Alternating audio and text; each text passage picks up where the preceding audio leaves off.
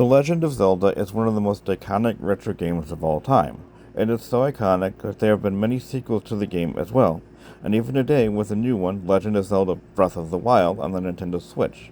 So here are some interesting facts about The Legend of Zelda.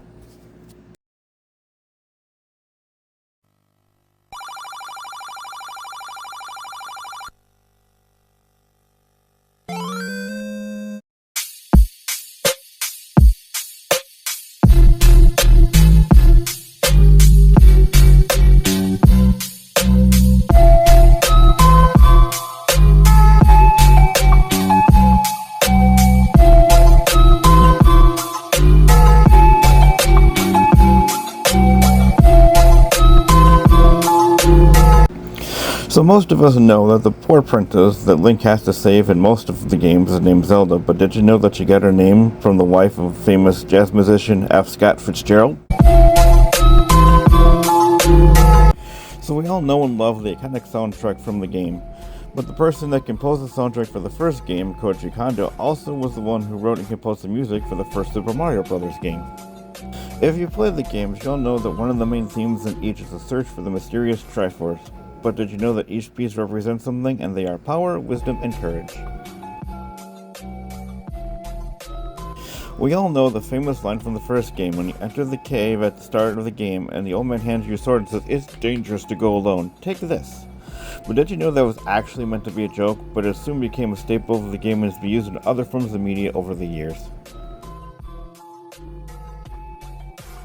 For those of us old enough to remember one of the most iconic comedic actors, Robin Williams, but did you know he was also a retro gamer and a very avid gamer as well? So much so that when his daughter was born, he named her after the very princess needing to be saved in the first game. Yes, her name is Zelda Williams. We all know that the main protagonist in the game is named Link, contrary to those who believe it's Zelda. But did you know that he was actually modeled after the iconic Disney character Peter Pan? So all retro gamers recognize the iconic gold cartridge as the original Legend of Zelda, but did you know there was actually a rare gray one as well? And the gold one is one of two games that had a gold cartridge, the other being the infamous Nintendo World Championship cartridge. So, the original Legend of Zelda we think is the first game in the timeline, but actually it isn't. It takes place well after the era of Light and Dark, and thanks to the Ocarina of Time, the timeline actually splits in two, where one Link defeats Ganon and the other Ganon defeats Link. So if you really want to play the game that starts the timeline, that would be Skyward Sword.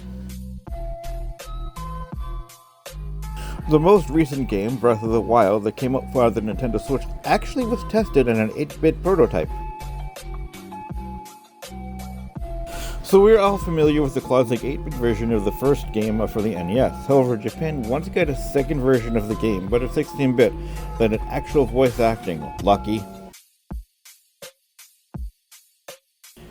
The classic game here in the States used the classic NES controller. However, if you had the Famicom version of the game, it used a mic as well. You see, one of the enemies in the game is called Pulse Voice, and in the instruction manual it is stated that it is scared off by loud noises. So in Japan, the Famicom controller had a built-in mic. However, when it came to the US release of the game, the whole mic idea was scratched. However, no one told the people who translated the instruction manual for the US version. So prior to the release of A Link to the Past, there was a contest held by the now defunct but legendary magazine Nintendo Power, that the winner would have his name put in a video game, and that game would be A Link to the Past.